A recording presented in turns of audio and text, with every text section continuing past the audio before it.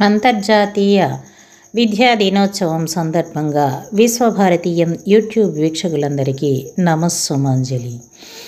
ఇంకొత్త విషయంతో మీ ముందుకు.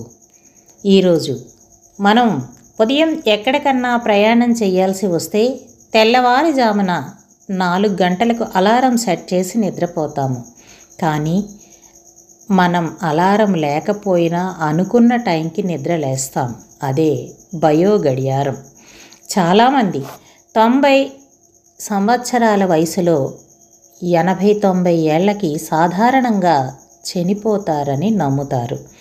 50-60 సంవత్సరాల వయసులో అన్ని రోగాలు వస్తాయని మనసులో గాఢంగా నమ్మి చాలామంది తమ సొంత బయో క్లాక్ను ఏర్పాటు చేసుకుంటున్నారు. అందుకే సాధారణంగా 50-60 వద్ద ప్రజలు అనారోగ్యం పాలవుతారు. మనకు తెలియకుండానే బయో క్లాక్ను మానసికంగా తప్పుగా సెటప్ చేస్తాం. చైనాలో చాలామంది ప్రజలు 120 సంవత్సరాల వరకు ఆరోగ్యంగా జీవిస్తారని నమ్మి అలా మానసికంగా సంసిద్ధులై వారి బయో క్లాక్ను అలా ఏర్పాటు చేసుకున్నారు. కాబట్టి మన బయో గడియారాన్ని మానసికంగా పాజిటివ్ ఆలోచనలతో సర్దుబాటు చేసి రోజు క్రమం తప్పకుండా ధ్యానం చేస్తే తద్వారా మనం కనీసం 100 సంవత్సరాల వరకు ఆరోగ్యంగా జీవించవచ్చు.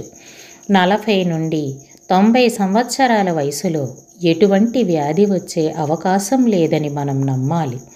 వృద్ధాప్యం అనేది 120 సంవత్సరాలకు మొదలవుతుందని బలంగా నమ్మాలి. వెంట్రుకలకు తెల్ల జుట్టు ఉంటే సహజ సిద్ధమైన రంగు వేయండి. యవ్వనంగా కనిపించే ప్రయత్నం చేయండి.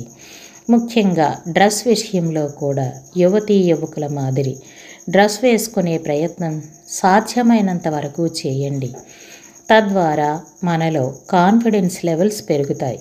ఎట్టి పరిస్థితుల్లో వృద్ధాప్యంగా కనిపించడానికి మన మనసుని అనుమతించవద్దు. మనం తీసుకునే భోజనం కలుషితం అనుకుంటూ నెగటివ్ థాట్స్తో తీసుకోవద్దు. ధ్యాన శక్తి వల్ల నేను తీసుకునే ఆహారం పరమ పవిత్రమైనదిగా మారింది.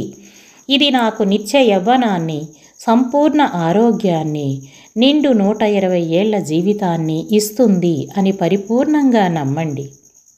లేదంటే రుణాత్మక ఆలోచనల వల్ల మన శరీరంలో నెగటివ్ ఎంజైములు విడుదలై మన జీర్ణ వ్యవస్థను, మన శరీర నిర్మాణాన్ని పూర్తిగా దెబ్బతీస్తుంది. ఎప్పుడూ చురుకుగా ఉండండి. నడవడానికి బదులుగా వీలైతే జాగింగ్ చేయండి. వయసు పెరిగే కొద్దీ ఆరోగ్యం పెరుగుతుందని నమ్మండి. ఇది నిజం కూడా. ఆనందానికి వ్యాధికి పడదు. ఒకటి ఉన్న చోట ఇంకొకటి ఉండదు. కనుక ఆనందంగా ఉండండి. తద్వారా ఆరోగ్యంగా ఉండండి. ప్రతిరోజు హాస్యభరిత సినిమాలు చూడండి. మనసులో కాకుండా పైకి నవ్వండి. ప్రతి సమస్యకు కారణం మన మనస్సు, మన ఆలోచన విధానం, ముఖ్యంగా మన మాట.